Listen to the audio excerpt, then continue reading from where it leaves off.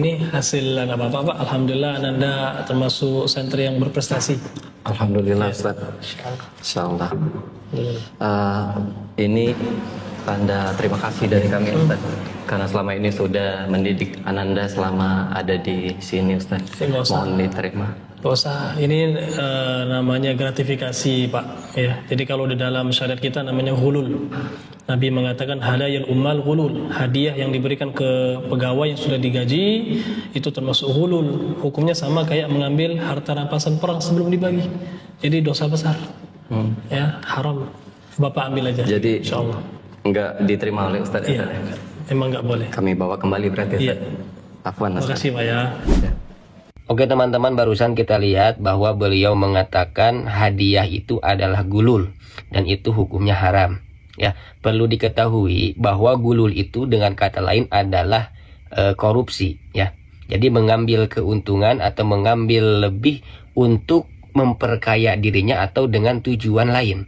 Jadi gulul itu atau gratifikasi itu mengambil suatu hadiah atau tips di luar dari gajinya, namun dengan ada tujuan lain atau untuk memperkaya dirinya.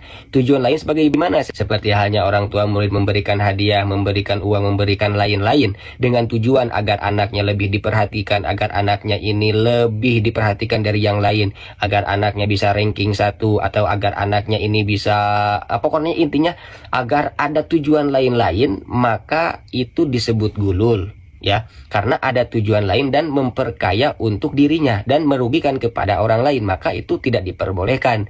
Ya, maka orang tersebut itu yang mengambilnya dari pemberian itu disebut gulu atau gratifikasi. Namun berbeda halnya dengan hadiah. Kalau hadiah itu memberikan dengan tanpa ada tujuan lain-lain, ya hanya untuk takdim atau untuk kenang-kenangan atau untuk membantu, itu tidak jadi masalah karena Kanjeng Nabi pun mengambil hadiah dari orang lain sebagaimana diriwayatkan oleh Sayyidah Aisyah di dalam kitab Abu Daud. Karena Rasulullah Shallallahu Alaihi Wasallam yakbalu hadiyata wa yarudduha. Kanjeng Nabi menerima hadiah dari orang lain, lalu Kanjeng Nabi membalas hadiahnya tersebut.